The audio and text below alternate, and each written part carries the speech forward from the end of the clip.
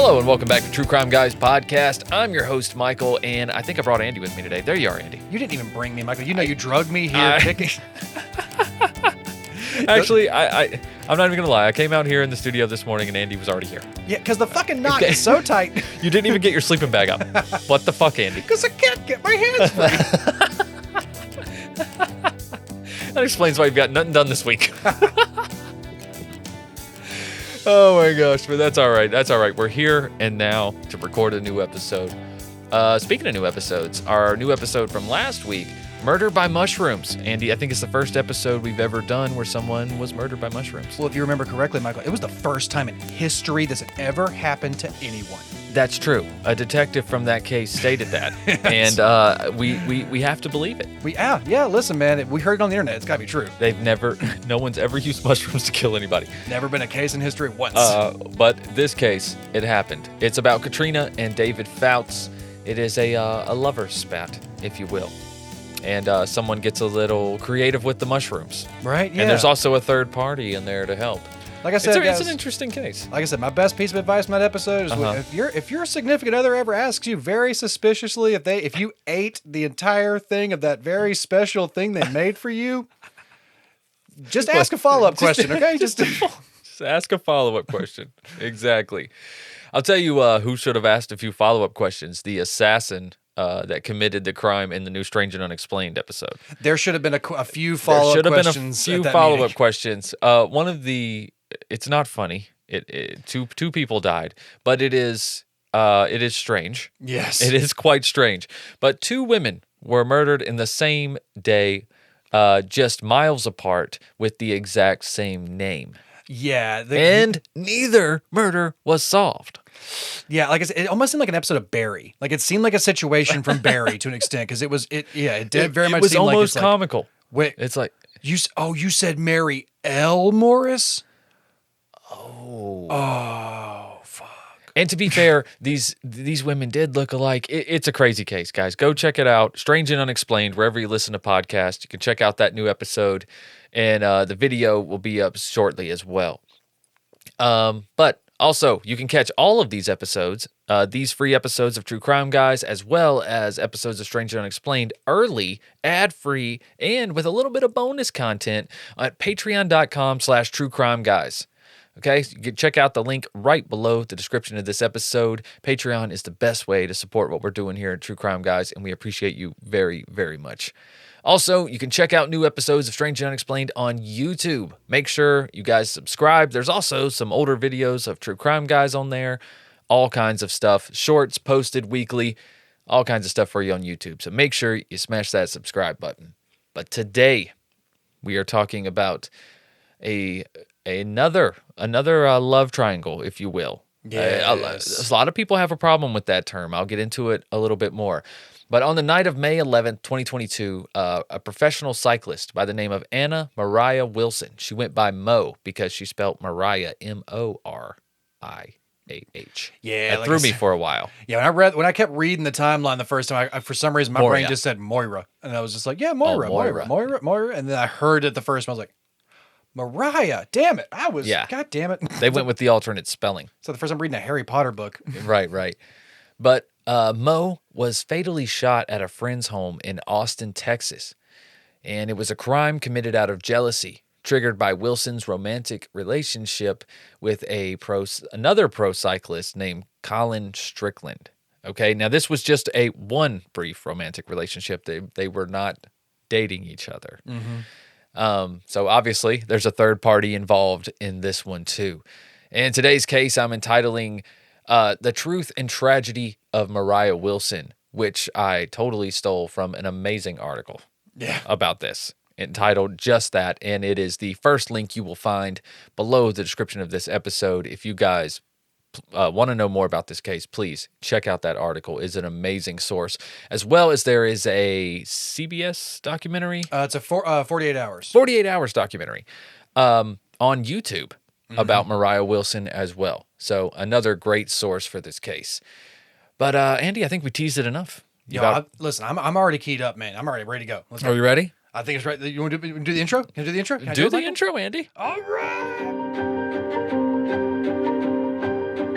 From the moment that I got home and started doing chest compressions, which was the longest 10 minutes of my entire life, I initially refused to go to the police station that night because I didn't want her to be alone. I asked one of the officers why they weren't bringing her down. And that's when he told me that she unfortunately didn't make it. That was the first moment that night when I realized that there was no coming back from this. They finally let me wash the blood off my hands in the police station bathroom. And I'll never forget that moment in the bathroom. Watching the sink turn red and wanting to put it back on my hands because it was the only thing I had left of her. I remember waking up a few hours later in my dad's bed with my sister and realizing that it wasn't a dream, that it was all real. Well, she stood over her after she shot her in the head twice and put another bullet right in her heart. She fits the story they created, a spurned, jealous lover.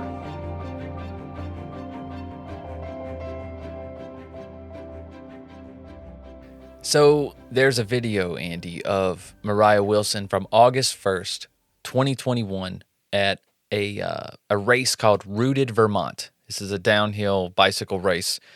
The only race where Moriah's family got to watch her compete professionally, believe it or not, because that's where they lived. Her family lived in Vermont. Yeah. So this was, finally a big event that they were able to make it to. Yeah, when you hear about Mariah's hobbies growing up, you're like, oh, yeah, Vermont. That makes sense. Yeah, absolutely. Skiing, cycling, mountain biking, a lot of outdoorsy sports, yeah. Yeah, very much so. Now, this video was taken by a woman named Caitlin Cash, who worked as a project manager for a tech company in Austin, Texas.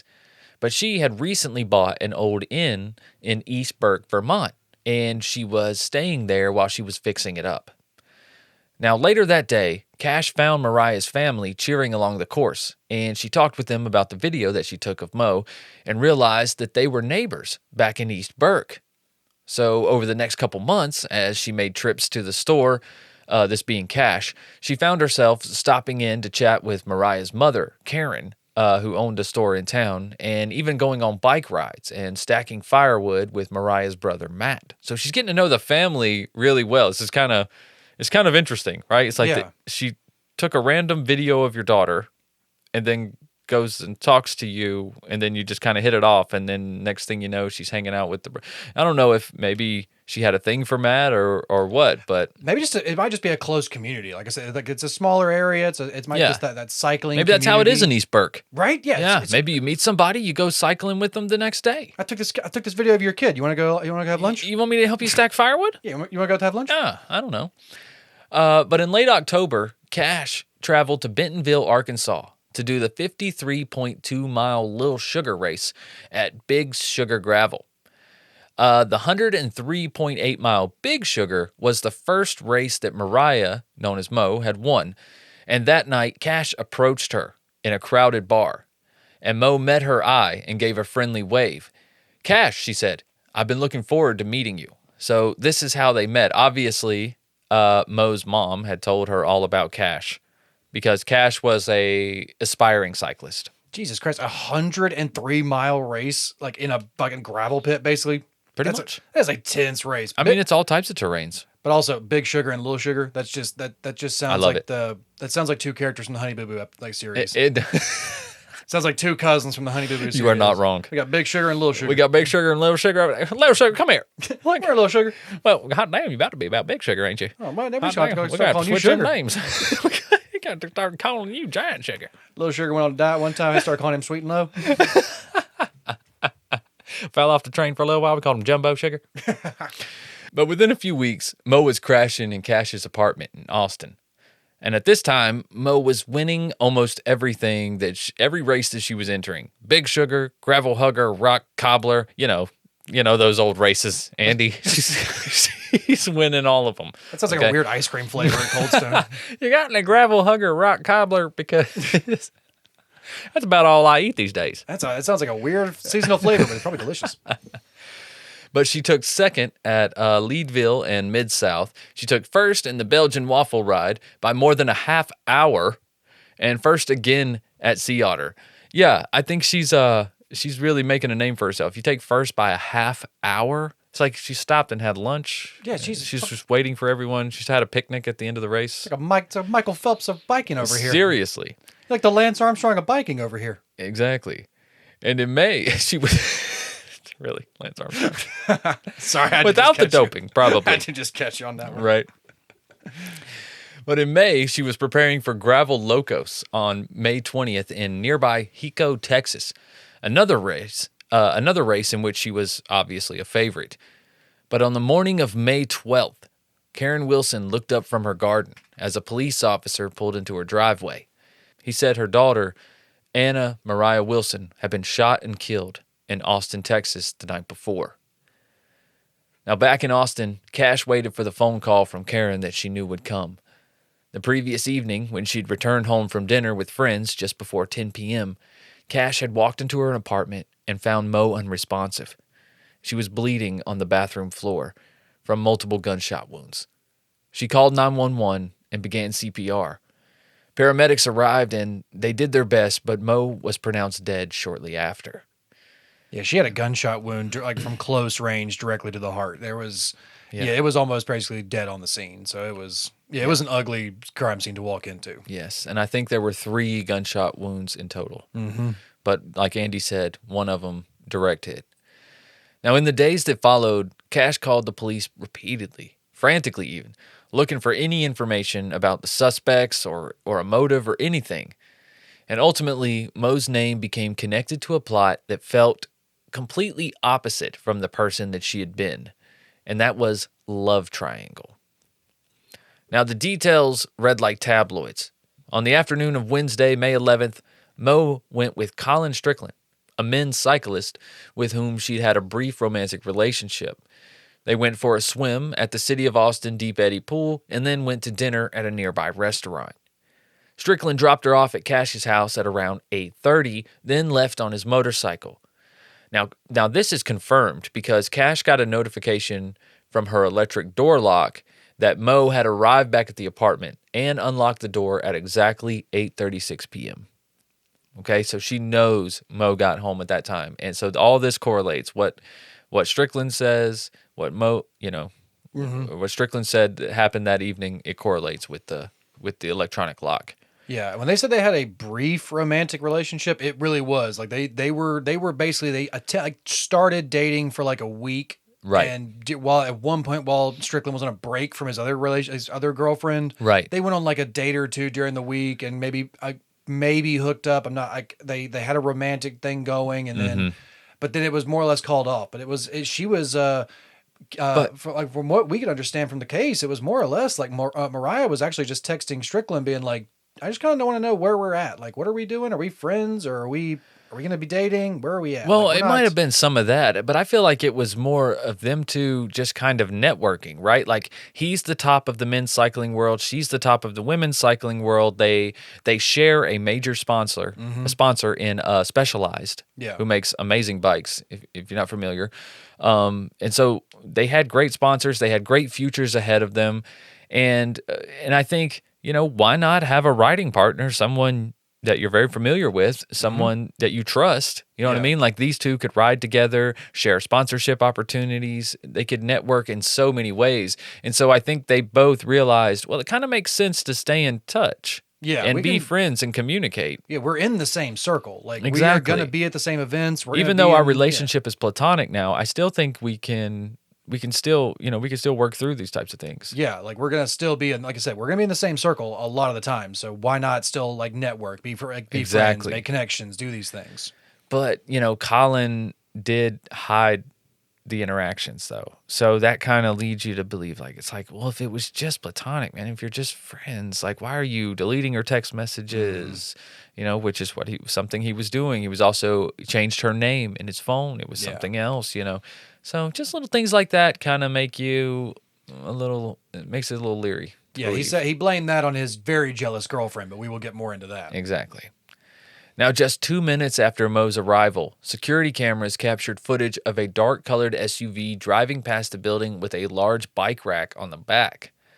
Shell casings were found inside Cash's apartment, and Cash told authorities that Wilson had been with fellow cyclist Colin Strickland that evening. And police discovered Wilson's bike in the bushes right near Cash's apartment. That was basically the one thing they thought it might. It was like, is this a robbery? Was this a robbery gone wrong? The only thing missing is the bike. But, well, there's the bike. Hold on. Wait a minute. The bike was thrown over in the side in like some bamboo, like some. Yeah, it was just out, not like right outside the apartment in the yard, but it was like almost like just down the street a little bit, just like thrown into some brushes, like just off the side of the road. I wonder what the point of that was. They kind of talked about it in the documentary too. Yeah, it was what like, the hell? What's the point of that? The only thing they could think of was like maybe it was just kind of like a fuck you, like just fuck you and fuck your bike. Like I'm taking your bike, actually fuck this bike. I'm just throwing it away. Like maybe it was a slight attempt to make it look like a burglary, but. Either way, it didn't seem like it really had a place why the bike was taken. And how does that make it look like a burglary? Why wouldn't they take the bike? I'm sure it's a bike that's worth thousands of dollars. Exactly, but that's what I'm saying. It's like if you wanted to make it look like a burglary, why did you then ditch the bike right down the street? It doesn't look like anything. It looks just weird. Yeah, because then it doesn't. Suspicious. Because now it's suspicious. But if you had taken the bike and just gone off with the bike, like just taken the bike and then gotten rid of it somewhere far away, then you could have been like, oh, maybe somebody did. They saw her bike and they shot her because they knew this was an expensive bike. But yeah, then because that's what the police were saying too. It's like, then why did you, if you're gonna make it look like a burglary, why then stash the bike across the street? Yeah, it makes no sense. So yeah, but if you're gonna take the bike, then why'd you not take the bike? So what are you doing here with this? Right. So like I mentioned earlier, 2 minutes after Mo gets home, there's a black vehicle that they later identify as a Jeep Grand Cherokee. And this, it was picked up on the security camera. And this vehicle was registered to Strickland's longtime girlfriend, Caitlin Armstrong. And it was common knowledge that Armstrong owned a gun, a gift from Strickland, no less. And it just so happens that the ballistics of said gun matched the 3 bullets that killed Mo. Yeah, so like, they went to go question Strickland first, and when they pulled up to his house, he knew that he had told them he dropped her off on his motorcycle, but they pull up to the house and they're like, "Didn't we see a black SUV on that recording? Yeah, like, just like that one. Whose car is that?" Like, so it was very much just like, "Oh, that's my girlfriend's car. Why?" Yeah. Can we talk to her? Yeah, right. We're done here. But the next day, Armstrong was arrested and held on a misdemeanor warrant for not paying a Botox bill in 2018. But it was for naught because she had to be let go because her date of birth did not match the date recorded on the warrant. Well, like, okay, remember at this point, they didn't know just yet that the shell casing matched her gun just yet. Right. So they brought her in to see. That's true. I'm sorry. I shouldn't have said that yet. They do figure out very shortly afterwards that the casings match her gun once she, after this interview. Right. Because they bring her in. They're like, oh, if we can just bring her in, she might spill the beans already. And she all but does. I mean, she's not very, she's not denying anything. She really. doesn't deny, but she doesn't, as soon as, like, obviously she doesn't confess or they wouldn't have let her go. As soon as she comes in, they ask about the warrant or whatever. And she's like, about a Botox thing? What are you talking about? Like that. She's very communicative and argumentary. But as soon as they bring up Moriah and like a crime that happened, she immediately shifts to, I would like to leave now. Are you like, and she's becomes very, not like combative, but she's like, and she wasn't under arrest. She's to be like, fair. Am I under arrest for this? I would like to go now. Yeah. I would like to be released now. She never asks for a lawyer. She never says like, I'd like to talk to a lawyer now, or I would like to remain silent. She just basically keeps saying, I would like to be released now. Exactly. And they can't, and there's nothing they can do. Yeah. When they come back in, they figure out like, shit, the goddamn birth dates.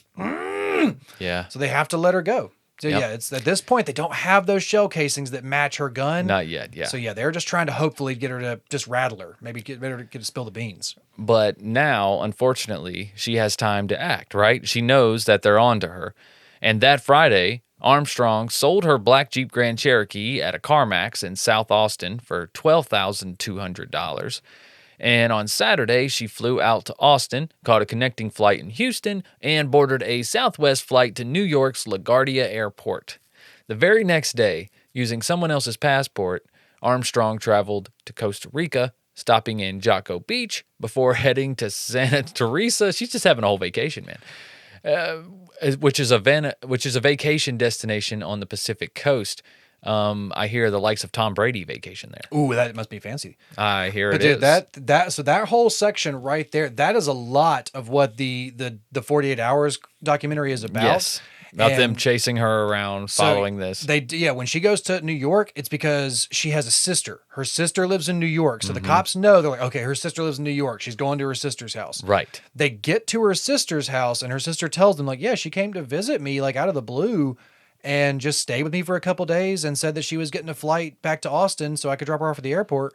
And they drop her sister. Like she said, I dropped her off at the airport and haven't heard back from her. Well, the passport that she had gotten, she went to her sister's house, who she looks very similar to her sister. Yeah. Stole her sister's passport and had her sister drop her off at the airport. Yeah. And then she told her sister that she's like called her on the phone. She's like, actually, I'm just going to drive back to Austin. So, don't worry about it. And then used her sister's passport to take a flight down to Costa Rica. So it was like they didn't know, because they knew that they looked on there like her name's not on any flights. Like she's not on any of the passport. There's no flights that say, her name anywhere. So she must have driven back. But, they do find out that very quickly she stole her sister's passport. Well, that actually might come back to bite her. And we'll talk more about that at the end. Yeah, she's not vacationing, by the way. She basically just becomes like the most apparently stereotypical white woman in Costa Rica. She's like, "Oh yeah, I'm down here and I'm very free spirited and I teach yoga and I'm like just starting my own yoga studio." And they're like, to be fair, fucking take a number. You and every other 32-year-old white lady that's down here with dreads, okay? To be fair, she was a yoga teacher back home as well. So were the rest of them, all right? She has experience. They all come highly recommended, okay? Highly Botoxed. I mean, recommended. But meanwhile, back home, old Colin Strickland is the other main focus of the investigation. And just because he couldn't be tied to the crime, well, that didn't mean his life wouldn't get turned upside down anyways. The website for his vintage trailer business that he shared with Armstrong had to be immediately taken down. And as the search dragged on, Strickland's sponsors made their decisions, whether or not they were going to stick by him or drop him and post tributes to Mo. Armstrong spent the better part of a month bouncing between hostels and yoga studios, as Andy alluded to, in Santa Teresa, using several aliases, according to the United States Marshal Service. And on June 29th, Costa Rican authorities found Armstrong at the Hostel Don Juan with her red hair dyed dark brown and a bandage on her nose, a wound from what she claimed was a surfboard accident. Dude, they had the whole... She was getting plastic surgery. Dude, they had that... Yeah, she was. She was getting a lot of plastic surgery down there. And that's the reason, dude, they talk about it a lot. They were looking for her real hard down there. And they had a group of U.S. Marshals in Santa Teresa and like bouncing around looking for her. Yeah. And they were like kind of showing her picture to people. And they were like, kind of familiar, but I don't think so. Yeah. And they talked to one guy who was like, oh no, I recognize those eyes, but her face is different now. Yeah. And they started asking around and like, some guy was like, oh yeah, she said she had a bandage all over her face and she got hit in the face with a surfboard. Like, we all have. But like it slowly, she had a nose job. I think she had something with her cheekbones done, but they were literally, the U.S. Marshals were trying everything they could. They were taking female agents and having the female agents go to all these yoga classes around town to try and see if they could spot. Yeah. And they were just signing up for all these yoga classes and stuff and just Agent Sanchez, could you turn on your body cam, please?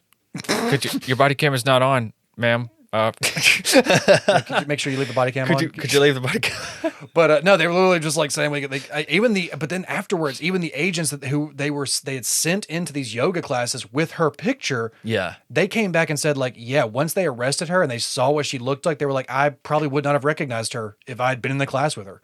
Like she really does. Like we'll have the pictures probably posted on social media. Yeah, the side by side is pretty crazy. She is very different after this plastic surgery down there. And when the U.S. Marshal, when they finally get her, they basically post like a Craigslist ad looking for a yoga teacher. Yeah, and they get her like oh, we got a bite. Yeah. They reel her in, and they go for a meeting in this room, like in this cafe or whatever, and they walk in there, and there's like 4 women or something like that look almost identical to her. Like what she should do. Like God damn.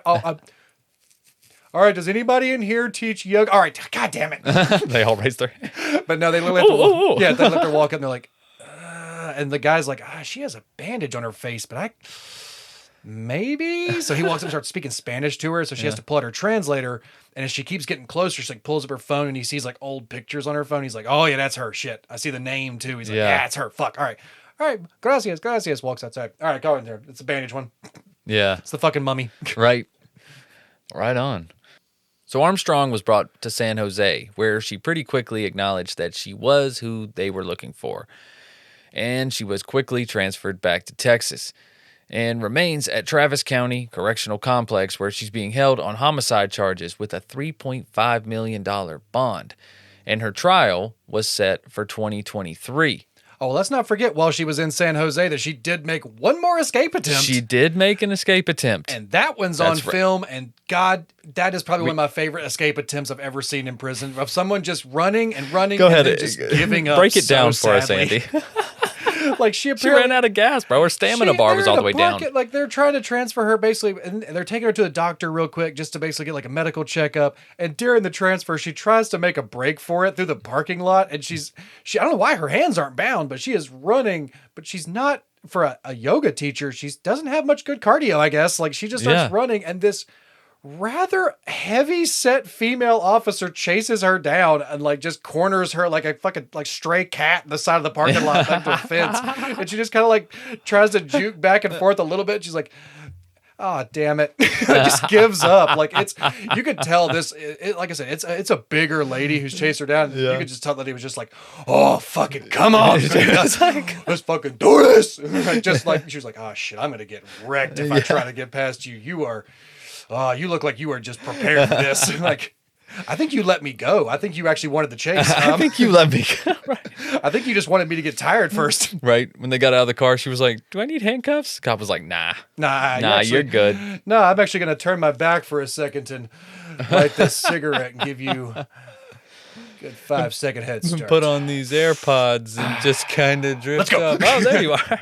Like I said, she gets chased across the parking lot and just runs into a fence. And it's not even that big of a fence. Like, if you had any real skill, you probably could have scaled this fence, but she just like jumps like twice and is like, shit. Ah, damn it. Oh, fuck. Like I said, it's like a cat that you just cornered in your parking lot. You're like, come here. Come on. Get back in the cage. It's the saddest. It's like for her, for everything she did to escape the law, her last attempt was so goddamn pathetic. I was just like, oh, damn it. We didn't really need a confession. You just gave it all up with that, I guess. I guess so. And they threw the book at her too, man. They wasn't hard to hit her. For all the, for not very agile. She was sentenced to 90 years in prison. But she is eligible for parole after serving half of her sentence, though, But then she'll be in her 80s. And even then, she might not get out. Because remember that using her sister's passport, I told you might come back and bite her in the ass? They're still trying to charge her with that as a federal charge. Yeah. They're trying to hit her with a federal charge of using someone else's passport. And that's probably going to stick. I mean, why not? Why wouldn't it? I mean, they can prove it. So identity theft is not is a real crime, Michael. It is. It's not a victimless crime. It is not. It is not. And that is what's going to keep her in. If she happens to live past her 80s, that's what'll keep her in even further. I really actually wonder, because like I didn't really catch this at the end of it. I do wonder if they even slapped her at the end with a attempted escape charge. It's like, do we even consider that attempted escape? Or do we just consider that your cardio for the day? Like, what do we? Like it is technically attempted escape, but it's like, did it cost us any more money? Like she was in the parking lot. She didn't make it out of the parking lot. Like she didn't. Yeah, come on. Like she even could have. Like I bet she was just like, I'm just kidding. Don't. It was a joke. I was just testing you. Right, it was just you passed. Okay. It was just I'm good. Here you go. Hands up.